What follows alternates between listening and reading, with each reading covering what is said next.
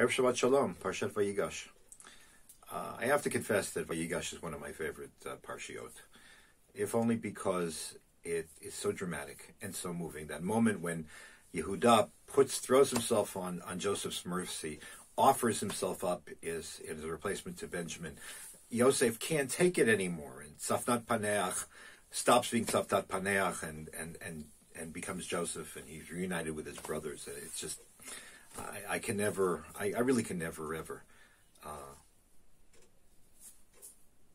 read it or encounter it without really welling up. But that's not what I want to talk about. I want to talk about an episode that happens a little later, which is really, as far as I'm concerned, very difficult to understand. The Torah says that after Joseph reunites with his brothers and he sends them back to Canaan to bring Jacob and the entire family to Egypt, and he'll support them and so on. They tell Jacob is revived. Vatachi ruach Yaakov avihem. Jacob is transformed. He just can't believe it that his beloved son Joseph is still alive. And he packs everybody up, and they're all going, and they get on the road. I assume they get on what's today Road 60 in Israel, and they're going towards Egypt on the main highway, and they get to Beersheba. And they get to Beersheba, and they stop. Jacob stops in his tracks.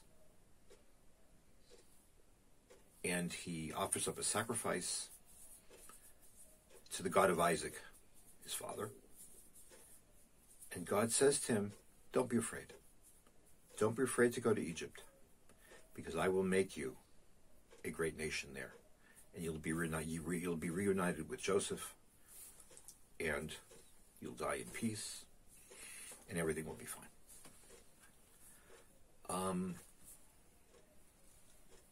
It's so counterintuitive. A father who's lost his son has never been consoled for the loss of his son. A father who's longed for his son finally discovers that his beloved son is still alive. I mean, any Jewish mother, any father would get on a plane, make sure that there's absolutely no layovers in any intermediate cities, and just go. What happened? That he stops in Beersheba? He's not sure? He's not sure? What do you mean he's not sure? He knows he wants to see Joseph. What happened? And he has to ask permission to leave. What's going on here? What's going on here? And in general, why should this be a conflicted trip for Jacob? So there are actually two different approaches to this very unusual episode, which cover different angles, different aspects of Jacob's inner life, and I'd like to share them with you briefly. The first I heard from my teacher, Rav Soloveitchik, zt'l, and he emphasized the fact that Beersheba is on the southern border of biblical Israel. And something about that caused Jacob to stop. And he prays to the God of the fear of Isaac, his father, which is kind of odd. Why didn't he mention Abraham? What happened here? So Rav Soloveitchik observed that while Abraham had gone down to Egypt early in his career in the land of Israel, Isaac had not. Isaac had been stopped. He'd wanted to go to Egypt, but he didn't. He was stopped by God. And the question is why?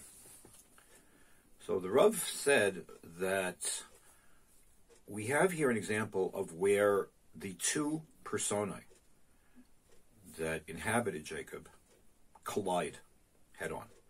On the one hand, there was the father who wanted to see his son, and nothing would stop him from doing that. On the other hand, there was the patriarch.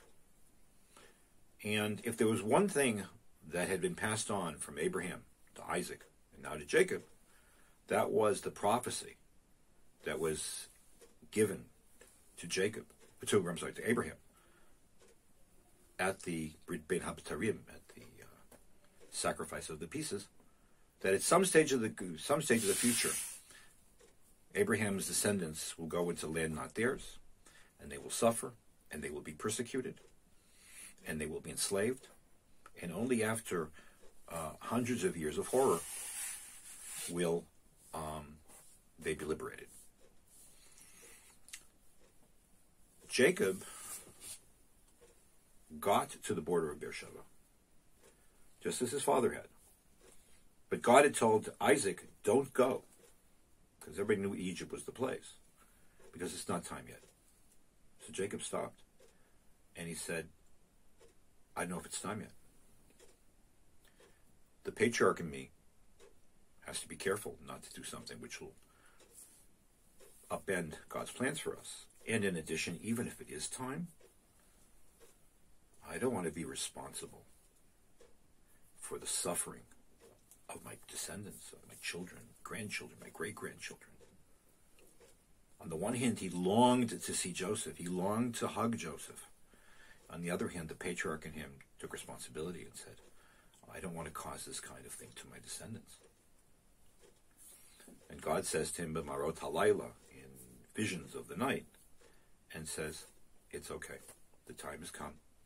The great drama of Jewish history to start. You will see Joseph. You will die in his arms. And in the end, everything will work out.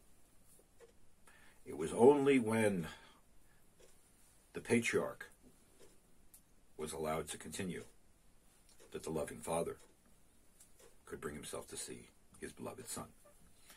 So that is what Rav Soloveitchik said.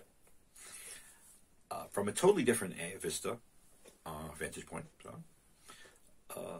Rabbi Reuven Katz, Zecher Tzadik Livracha, who was the chief rabbi of Petach Tikva, a fascinating, profound, both halachist and preacher, a major figure in religious life and Jewish life in general in the land of Israel in the 30s, 40s, and 50s.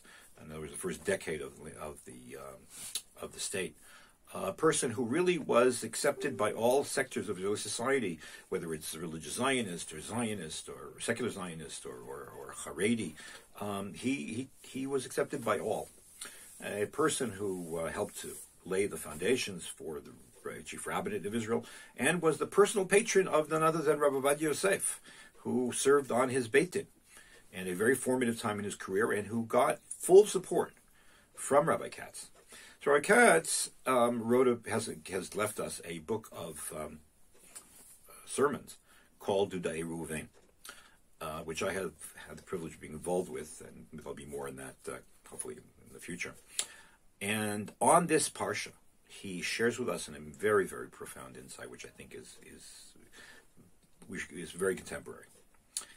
He says, he notes that later on, when Jacob meets Joseph finally, Joseph falls on his, they hug each other. Joseph falls on his neck and starts to cry. But Jacob doesn't cry, says Rashi. Why doesn't he cry? Because he's saying Shema. So, that's it. It's a little odd. The Rashi is very strange. But that's all we have to talk about. He didn't say Shechianu. I mean, if we're already talking about tefillot, there are other things to do.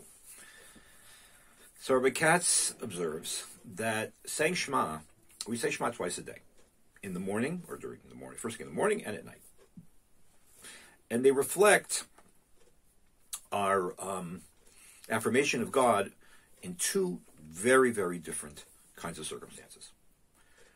At night has terror. Night symbolizes exile. Symbolizes suffering. We say Shema. We reach out to for God's assistance, to God's protection, to get us through the night. In the day, you see things, you can work, you can do. Daylight symbolizes success. It symbolizes achievement. It symbolizes the future. So you want God to be there with you in good times as well. Said Rabbi Katz, Jacob had a very hard life. He had a very bitter life. He'd been exiled, and he'd been cheated by Laban, and he had to deal with Esau, and he had a very, very hard life, all the way down to the episode of Joseph and his 20 years worth of mourning for his son. Jacob knew very, very well how to say Kriyat Shema in the nighttime, to invoke God in bad times. He knew how to get through bad times. He wasn't sure he'd be able to get through good times. He didn't know what it was like to have a whole family, to have an integrated family, have a loving family, where everyone was well. He wasn't even sure he could do it. And God says, don't be afraid. Don't be afraid. I'm going to make you a great nation. Things will ultimately be good. You'll see Joseph. Your family will be together for the first time in 20 years, and everyone finally being together in the fullest sense of the term. You've got to learn how to live with the good. You've got to learn how to enjoy the good. You've got to learn to celebrate. And you've got to learn to do that by saying Shema. In other words, by doing it in a way in which you affirm God under good times. We can all scream for help when things are bad. But often, when it comes to the good stuff, we get a little bit full of ourselves. Jacob was afraid of that too. He wanted to learn how to be positive, learn how to be be grateful for the good, and to do it in a way in which he was just as acknowledged and he acknowledged just as greatly, just as strongly, God's presence and God's beneficence. So that's why he stopped, to try to figure out and try to determine whether he could live under these new positive circumstances. So the lesson is, according to Rabbi Katz, you've got to learn to take the good and to celebrate the good and not just the bad, and to reach out to God under both circumstances. That is a lesson which is perfectly and absolutely relevant for our time. Highly recommend the book, and we will see you next time.